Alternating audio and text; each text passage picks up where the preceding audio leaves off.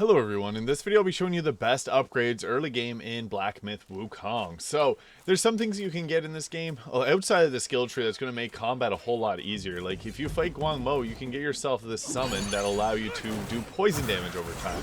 This makes boss fights a whole lot easier. As you see there, they're shooting away. It deals physical damage but also inflicts poison on them, which you can't see, it's an invisible thing there. But there's also a summon which lets you turn into another character with a separate health bar that has a different attack animation than your normal character. And what's nice about this is it's gotten really early on. You just have to run over to this left hand side here from the very start of the game and you'll be able to unlock this. And what this does is it deals damage over time, and you can also you can deal fire damage to the target, and it also has this really nice dash attack which is really useful for just shredding through the enemy like that. So this is a really quick and easy way to get it. You got to go fight Guangzi, who is literally just from this incense here into the left-hand side there. So Guang Mo is a little bit further past this, and he'll give you that poison summon. So those are two of the really useful things that I still use later on in the game. Now you'll get some different items here. So like here's some of the different summons that you can get.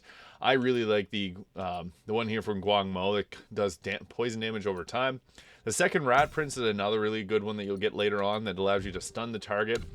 Now, we also can get relics later on in the game, and additionally, we can also self-advance. So I'll be going over a bit of the skill tree and some of the best options to go for. You really want to fill up this foundation tree here, and in the stamina side, so getting the endurance, you have to get both of these to get down to here. So I'd recommend the simian agility.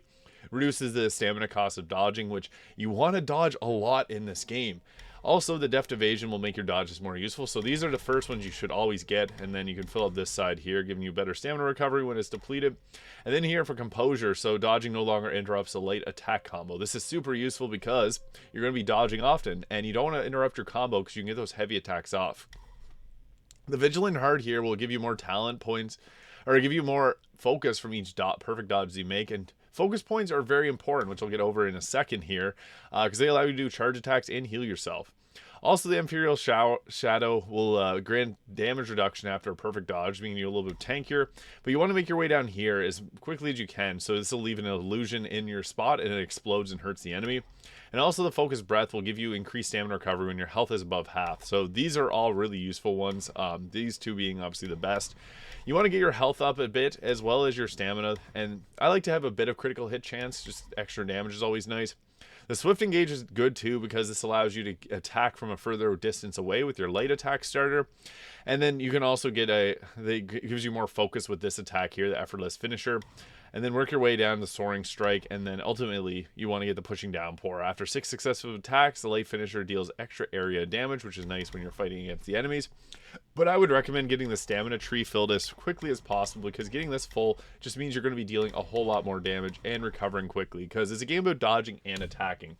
Also, another big point is you want to get your focus up high, because the more focus that we have, the more attacks we can do, and eventually you get to a point where you can do Skyfall Strike.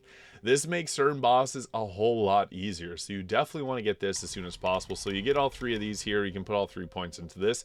This will unlock your next focus point, and then 10 points in here will get you your next one. So Instinct, stamina cost of heavy attacks is reduced. Each talent point increases damage dealt by varied combos. So if you use your talent points early, or focus points early, you can get this and it'll increase the damage of them.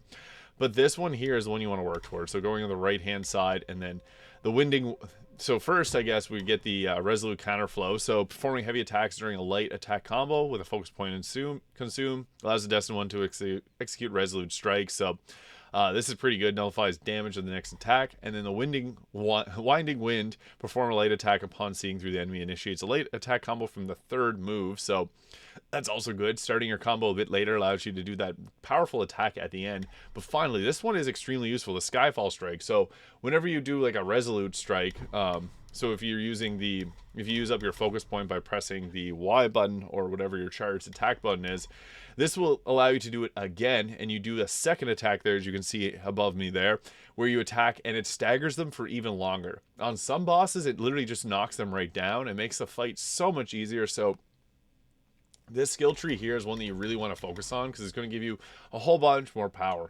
Now, the pillar stance is nice for dodging, and also the thrusting stance for shortening the distance from your attacks, but I find the smash stance is one that I'm in the most often. It's the most advantageous position, I would say. Now, getting the immobilize boosted up is extremely important as well, because immobilize is going to be this one skill that you're using the most often, especially early game, but even in the mid-late game. So this will increase the damage dealt to immobilized enemies. Don't have to explain why that's good. Stagnation, so hitting them will extend the duration of the next immobilization, and this can stack up to, it says up to 5 times. It's actually up to 10 times. So whenever you immobilize them and attack, the next one will last even longer. So on boss fights, you're going to immobilize them multiple times, making this a really useful one. Evan's seen here, when the enemy is immobilized, the moment they attack extends the immobilization duration and massively increase the damage the enemy takes. So you want to get to a point where you use the immobilization when just as you're about to get attacked, as you're going to deal more damage, and it'll last longer. So this is kind of a good way to stop yourself from getting hurt, but also to deal a bunch more damage. An easy prey when an enemy is immobilized massively increases the engage distance in a light attack starter. So you can use this whenever they're coming at you with an attack, and it increases your light attack starter distance, which pairs well with this one here. So the swift engage allows you to close the distance a little bit quicker, such as this one does as well. So immobilize is you should honestly fill out the stamina one here, so getting down to at least here, but even if you can go a bit further to go with the increased focus from perfect dodges and getting damage reduction after, but finally getting the illusionary explosion attack, I would recommend getting to here first and then putting the rest of your points into your immobilize. You can go with some of the other ones like Cloud Step, or eventually you'll get Rock Solid, so these are good too, but I don't find them as game-changing as immobilize, which you're going to be using consistently throughout the game.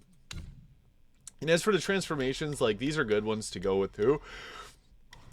They do take a lot of points, so this one can give you increased damage after perfect dodge, which is actually pretty nice, but it starts to get pretty hefty. Like, it takes 2 sparks and now upgrade it to the next level, so I'd recommend just sticking with the foundation first and then building this tree out and eventually getting this one up as well, because this makes a big game changer in terms of the amount of damage that you can output. So highly recommend going about it that way, because that's going to be probably the strongest way to get through this game, as you're going to have a bunch more damage and you'll be a lot quicker with more stamina recovery, because stamina is everything in this game. You're kind of managing a couple different resources, so your health and your stamina.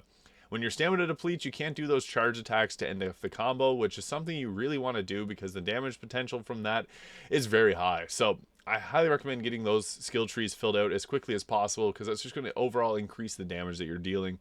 Stamina being, again, a big resource for us. We want to make sure that we have high stamina, so you can fill out the skill tree and increase your overall health and stamina. That's another choice you can go with.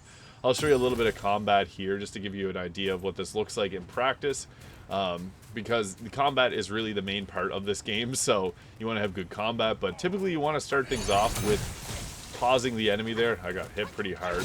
But you can also do jump attacks, which is nice because you'll do the jump attack and bounce backwards. So here's, we build up a focus point and my head's blocking it. But there's, oh, I got shocked there. I did use up another focus point. So that's the thing with focus points, is you can use them up really at any time.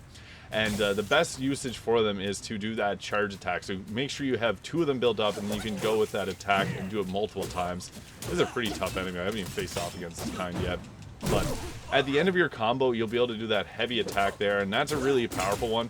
And then here is the... Oh, I missed him again with it, with that attack. But you can use your focus points at any time to do that heavy attack, but it's best to go with 2 of them to deal a little bit additional damage. So that is some general tips and upgrades for Black Myth Wukong. If you found this video useful, please hit the subscribe button below. Thank you so much for watching. I'll see you in the next one.